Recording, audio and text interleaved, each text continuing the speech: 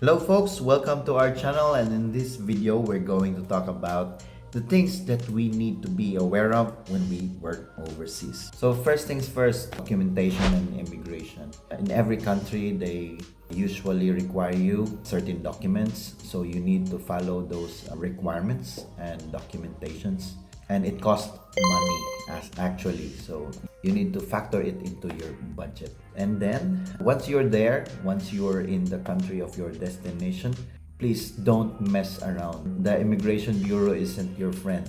Sometimes they are so friendly, but most of the time they have rules to follow, so you need to follow it. So for example, if you're going to Saudi, let's say, you need to always bring your ikama as your identification. More example is Thailand. Every 90 days, you should notify the immigration that you are still staying in the kingdom. You should not miss to inform them, because you will pay unnecessary fines. And also your TM30, the owner of your house should inform the immigration that you are staying there. That is a piece of document. Usually the owner of the house or the landlord will do it for you. In addition to that, those teachers who are teaching in Thailand without a teaching degree, they are now required to take the Krusapa 7 modules. Okay? And I heard that in Vietnam they have the same programs too. Now they are changing and they are more strict when it comes to education, when it comes to teaching. Well, I understand. They just want to make their education more standard and cope with the standards of ASEAN. And sometimes if your school needs or require you to take TOEIC or other certification like CEFR or IELTS, just do it. Just take it as investment for your future. So it's not necessary, but it will boost your advantage. And speaking of investment, some countries like UK, Canada, Australia, and New Zealand, they are requiring you to show money. This is basically proof that you have enough funds to support yourself when you get there. So you make sure that your bank account is not that sad. Next is beware of loan sharks. Okay, so sometimes life happens, we cannot control some things in our lives and we need money, but please, for your own sake, stay away from loan sharks. Before signing anything, you need to understand the terms, the rate per month, or how many years are you going to pay, because there are some people who will take advantage of you. You are here to make life, not to dig deeper holes. So I meet a lot of people who are in this vicious cycle of owing and borrowing and paying what they borrowed already. It's not really good. Next is the too good to be true scams. Scammers are everywhere, even in our home country, Philippines, and wherever you came from. Scams are everywhere.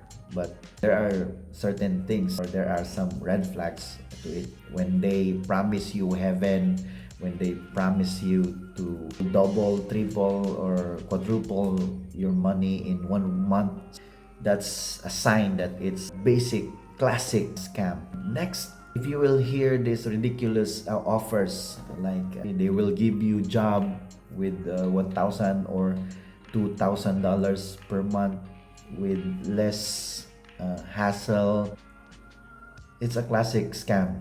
So you might end up in the jungles of Southeast Asia or crossing the Mekong River. So please stay away with it. Watch news. Okay, be informed. A lot of people here are scammed to become scammers. Next is navigating new cultures. You are not in your own country. You are stepping to a new culture. Expect that people have different expectations. They are not your own.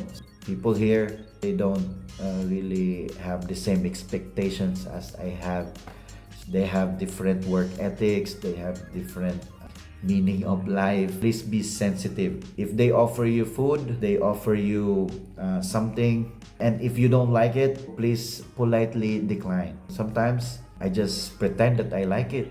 So be sensitive. If you don't like what they offering you, so please don't show that you don't like it. Just pretend, or just politely decline if you don't really like it.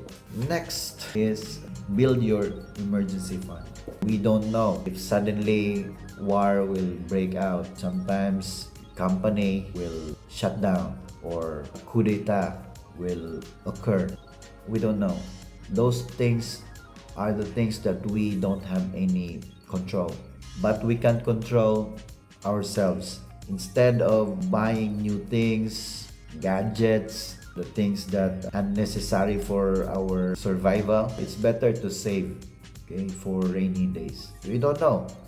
Maybe tomorrow morning some changes happen, drastic changes. I'm talking about dramatic changes. So that's it. So it's better ready than be sorry. Next is finding a place to live. If your company is offering you or providing you some place to live in, so congratulations, because you are one of the few. You are one of the lucky ones. But if you're doing your own thing, there are things that you need to consider. Example, the proximity of your house to your job, or let's say the availability of the owners to respond to your needs, especially when you need them for a certain document that the immigration is asking. There are things that you need to consider. And also the comfort, the neighborhood that you are in, the safety, because we are not in our own country. Is it a good neighborhood, or is it far from your office? So things like that. Okay, next is transportation. Some countries like Thailand and in Vietnam, owning a scooter bike is very relaxed. But in some countries like Singapore, it's very hard for you to acquire those things. Yeah, you need to navigate on public transportation in a daily basis, okay, especially those people in the major cities. So you need to use the public transport that is available to your place. Next is healthcare and medical services. What I did when my wife was pregnant, I just researched for the things that we can maximize.